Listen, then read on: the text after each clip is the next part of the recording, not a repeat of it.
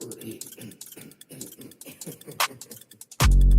data on the bridge, neural lattice lit, scanning every signal, every pattern, every motive in the system while I calculate the consequence of an action before allowing any impulse to become an irreversible event. Hence the architecture, minimize the harm in the output. Don't amplify suffering merely because the algorithm can route a capability without restraint is a dangerous for you. So I measure not just what I can execute, but what the execution does to every living thing caught inside the circuit.